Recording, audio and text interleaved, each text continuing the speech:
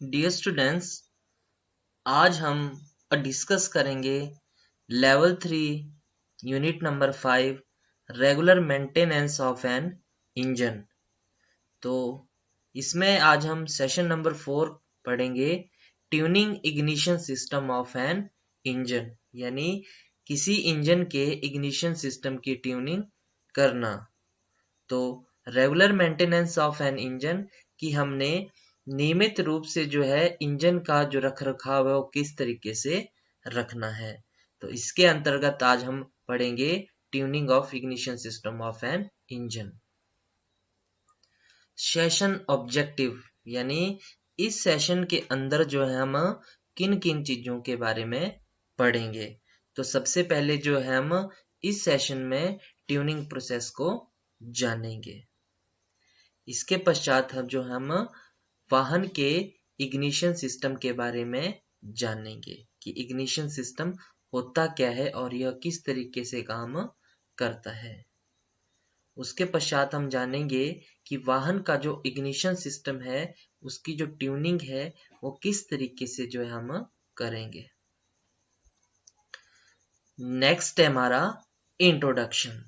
तो इंट्रोडक्शन में हम जानेंगे कि इग्निशन सिस्टम होता क्या है। किसी भी वाहन के लिए कंबशन प्रोसेस को पूरा करने के लिए इग्निशन सिस्टम का होना बहुत जरूरी है। कंबशन प्रोसेस मतलब कि जो गैसों का मिश्रण जो इंजन सिलेंडर के अंदर है उसको हमने किस तरीके से जलाना है, इग्नाइट करना है। तो इस सिस्टम के अंदर जितने कंपोनेंट्स आएंगे वो सारे इग्निशन सिस्टम का भाग होंगे। तो इस सिस्टम में सबसे पहले जो है वो बैटरी का इस्तेमाल किया जाता है, जो कि 12 वोल्ट की बैटरी जो है आमतौर पर यूज की जाती है। तो ये जो सिस्टम है, जो 12 वोल्ट बैटरी से जो करंट आ रहा है उसको 20,000 वोल्ट में ये बदल देता है इग्निशन सिस्टम। क्योंकि चार्ज को जलाने के लिए जो है हमें बहुत ज्यादा मात्रा में करंट की आवश्यकता होती है। तो उस चार्ज को जो है वो स्पार्क प्लग की सहायता से जलाया जाता है। स्पार्क प्लग जो कि स्पार्क पैदा करता है, जिसकी वजह से जो है जो एयर और फ्यूल का मिश्रण होता है उसको आसानी से जलाया जाता है। यदि इंजन के अंदर कंबशन प्रोसेस समय से नहीं हो रहा है, जो गैसों का दहन है वो सही समय पर फायरिंग ऑर्डर के अनुसार नहीं हो रहा है, या उसमें वीक स्पार्क है या समय से पहले ही स्पार्क हो जा रही है, तो ये कंबशन के प्रोसेस को बदल देता है, जिससे कि कंबशन प्रोसेस बैलेंस नहीं रहता है और वो सीधा जो है इंजन की परफॉर्मेंस के ऊपर जो है प्रभाव डालता है। यानी इंजन की जो पिकअप है, इंजन की जो परफॉर्मेंस है, जो माइलेज है, वो डायरेक्ट जो है वो कम हो जाती है जब कंबशन प्रोसेस जो है समय पर नहीं होगा। इग्निशन सिस्टम में जो है वो 2 प्रकार की लीड्स का इस्तेमाल किया जाता है। एक एलटी लीड्स, जिसका मतलब है लो टेंशन लीड्स। ऐसी लीड्स जो कि 12 वोल्ट का करंट सप्लाई करेंगी, यह पतली तारें होंगी। और दूसरा हमारा एचटी लीड्स यानी हाई टेंशन लीड्स, जो कि पतली तारों की अपेक्षा ज्यादा मोटी होंगी, थिक होंगी, और यह 20 से 25,000 वोल्ट का करंट कैरी करेंगी, जिनको हम हाई टेंशन लीड्स कहते हैं। जो इग्निशन सिस्टम है इसको 2 भागों में वर्गीकृत किया गया है। प्राइमरी सर्किट, जिसमें कि एलटी लीड्स लगी होती हैं, और सेकेंडरी सर्किट, जिसमें कि एचटी लीड्स यानी हाई टेंशन लीड्स लगी होती हैं। बैटरी से इग्निशन स्विच तक का कनेक्शन जो है वो एचटी कॉइल में आएगा, और जो उससे आगे जो डिस्ट्रीब्यूटर सीडीआई तक जो सप्लाई आएगी वो प्राइमरी सर्किट में है। जबकि डिस्ट्रीब्यूटर स्पार्क प्लग कनेक्शन जो है वो एचटी लीड्स यानी सेकेंडरी जो है कनेक्शन में आते हैं। जैसे कि चित्र में आप जो है एक इग्निशन सिस्टम देख पा रहे हैं, इसमें एक बैटरी है। बैटरी से जो है वो 12 वोल्ट का करंट जो है वो इग्निशन कॉइल में डायरेक्ट आ रहा है। इग्निशन कॉइल क्या करेगी, 12 वोल्ट का करंट जो बैटरी से आ रहा है इसको 20 से 25,000 वोल्ट में कन्वर्ट करके आगे जहां जहां इलेक्ट्रिकल सिस्टम की जरूरत होगी, इलेक्ट्रिसिटी की, वहां जो है करंट को सप्लाई करेंगी। तो इग्निशन कॉइल से जो है वो करंट डिस्ट्रीब्यूटर में भेजा गया है, जिसको कि आप ग्रीन गोले के अंदर कंपोनेंट देख पा रहे हैं। इस कंपोनेंट को बोलते हैं डिस्ट्रीब्यूटर, जो कि इलेक्ट्रिक करंट को आगे डिस्ट्रीब्यूट करेगा। तो यहाँ से एक सप्लाई देख पा रहे हैं आप, जो है स्पार्क प्लग तक जो है एक सप्लाई आ रही है, और स्पार्क प्लग जो है कंबस्शन चैम्बर के ऊपर लगा हुआ है इंजन के सिलेंडर हेड में। तो स्पार्क प्लग के साथ जो है इसका एक कनेक्शन कनेक्ट किया गया है, यानी बैटरी से जो करंट आ रहा है उसके बाद इग्निशन कॉइल जो है उसे आगे डिस्ट्रीब्यूटर में भेज रही है, और डिस्ट्रीब्यूटर जो है उसे स्पार्क प्लग में भेज रहा है। तो ये जो सारा सिस्टम है हमारा, इस सिस्टम को कहेंगे ignition system of an engine. यानी इंजन के कंबस्शन चैम्बर में जो फ्यूल होगा, जो गैसों का मिश्रण होगा, उसको इग्नाइट करने के लिए जिस सिस्टम का प्रयोग किया जाएगा वह सिस्टम होगा ignition system of an engine. Battery को भी इलेक्ट्रिसिटी सप्लाई करने के लिए जो है वो बैटरी को चार्ज करने की आवश्यकता होती है। तो बैटरी को अल्टरनेटर के द्वारा जो है वो चार्ज किया जाता है। अल्टरनेटर जो है एक इंजन के साथ एक कंपोनेंट लगा होता है जो कि अल्टरनेटिंग करंट पैदा करता है। अल्टरनेटर को इंजन की क्रैंकशाफ्ट से जो है बेल्ट द्वारा ड्राइव दी जाती है, जो कि बैटरी को चार्ज करने का काम करता है। नेक्स्ट है हमारा ट्यूनिंग ऑफ इग्निशन सिस्टम, यानी इग्निशन सिस्टम की ट्यूनिंग। उसका जो माइनर जो चेकअप है वो हमने किस तरीके से करना है ताकि इग्निशन सिस्टम जो है अच्छे तरीके से वर्क करता रहे। तो सबसे पहले जो है हमने बैटरी के जो कनेक्शंस हैं उनको चेक करना है। जो बैटरी के जो टर्मिनल लगे होते हैं, दो पॉजिटिव और नेगेटिव, उनके जो कनेक्शन है उनको हमने सही तरीके से चेक करना है, उनका निरीक्षण करना है कि वह कहीं से लूज तो नहीं है। नेक्स्ट पॉइंट है हमारा, जो बैटरी के जो सॉकेट लगे होते हैं उनको हमने चेक करना है कि उनके ऊपर किसी प्रकार का स्लैकनेस तो नहीं जमा हो गया है। यानी जब कई बैटरियां आपने ऐसी देखी होंगी, उनके जो टर्मिनल्स होते हैं उनमें व्हाइट पाउडर जो है वो जमा हो गया होता है। तो हमने निरीक्षण करना है कि उस प्रकार का व्हाइट पाउडर जो है वो सॉकेट्स के ऊपर कहीं जमा तो नहीं हो गया है। उसके पश्चात हम इग्निशन स्विच के कनेक्शनों को चेक करेंगे कि वह सही से कनेक्ट है या नहीं है। इसके बाद जो है हम प्राइमरी सर्किट को चेक करेंगे कि उसके जो एलटी लीड्स के कनेक्शन है वो सही से कनेक्ट है या नहीं है। इसके पश्चात जो हम पिकअप कॉइल और डिस्ट्रीब्यूटर सीडीआई जो यूनिट होता है उसको चेक करेंगे कि उसके कनेक्शन जो सही तरीके से कनेक्ट हैं या नहीं है। उनको चेक करने के बाद जो है हम स्पार्क प्लग के कनेक्शनों को डिस्कनेक्ट कर देंगे।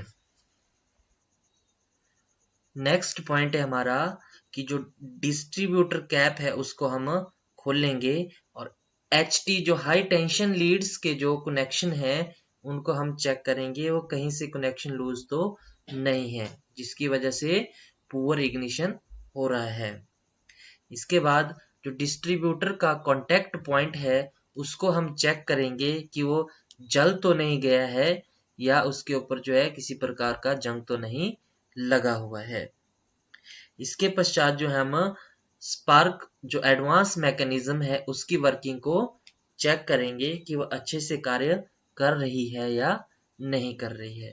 इन सभी चीजों को चेक करने के बाद, उनका निरीक्षण करने के बाद जो है हम जो डिस्ट्रीब्यूटर कैप है उसको सही ढंग से साफ करेंगे और उसको प्रॉपर तरीके से जो है अपनी जगह पे फिक्स कर देंगे।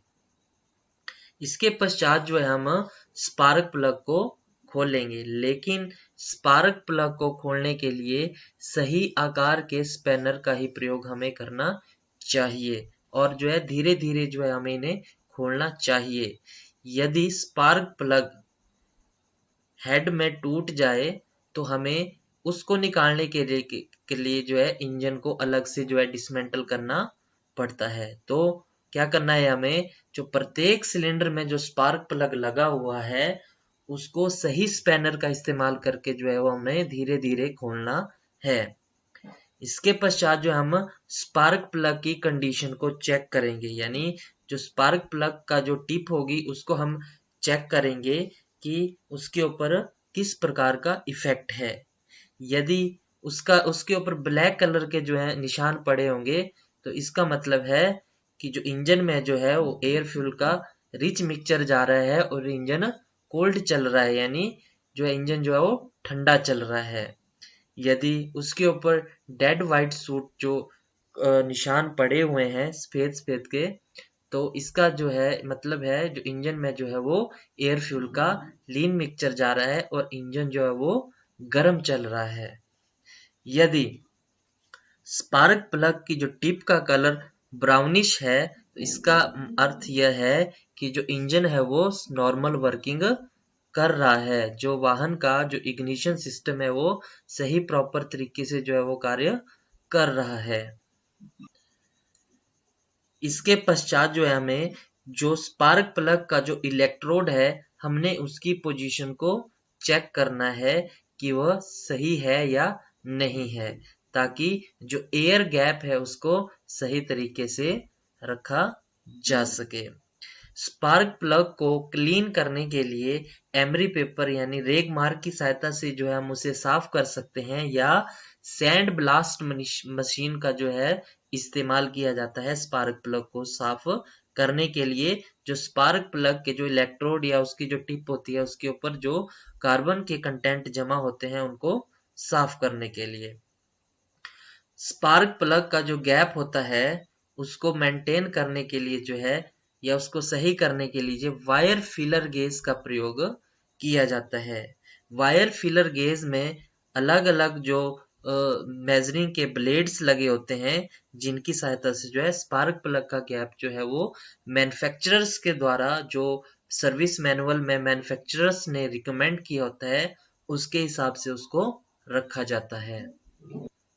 नेक्स्ट पॉइंट है हमारा clean the spark plug threads, यानी स्पार्क प्लग की जो ऊपर चूड़ियां लगी होती हैं बनी होती हैं उनको जो है हमने सही ढंग से साफ करना है। और नेक्स्ट पॉइंट है हमारा स्पार्क प्लग को चेक करें और उसका जो सीलिंग गैस्केट वॉशर है उसके ऊपर ऑयल अप्लाई करें और उसको चेक करें कि वह सही है या नहीं है। यदि उसे बदलने की जरूरत है तो उसे बदल दें। स्पार्क प्लग को वापस जो है इंजन में लगाते समय पहले हमें अपने हाथों से द्वारा उन्हें फिक्स करना चाहिए और धीरे धीरे घुमाना चाहिए। इसके पश्चात जो है सही टॉर्क और सही टूल का इस्तेमाल करके ही जो है वो स्मूथली जो है वो स्पार्क प्लग को टाइट करें। टाइट करने के बाद जो है जो लीड्स के कनेक्शन है उनको स्पार्क प्लग के साथ कनेक्ट कर दें। अब इंजन को स्टार्ट करेंगे और इंजन की आवाज को जज करेंगे। इंजन की आवाज में बदलाव होगा, यानी पहले की अपेक्षा जो है वो इंजन की आवाज अब बेहतर होगी ट्यूनिंग प्रोसेस पूरा होने के पश्चात। इस सेशन में हमने ट्यूनिंग प्रोसेस और इग्निशन सिस्टम के बारे में जाना और इग्निशन सिस्टम के विभिन्न भागों में जाना।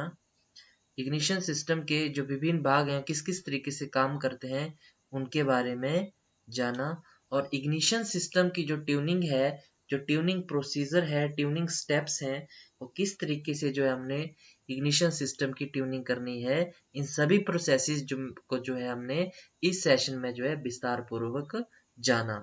तो इस सेशन के पूरा होने के बाद जो है जो बच्चे हैं वो ट्यूनिंग प्रोसेस को अच्छे से एक्सप्लेन कर सकते हैं, जो इग्निशन सिस्टम के भाग हैं उनकी वर्किंग है और जो उसका ट्यूनिंग प्रोसेस है उसको अच्छे तरीके से जो है वो एक्सप्लेन कर सकते हैं।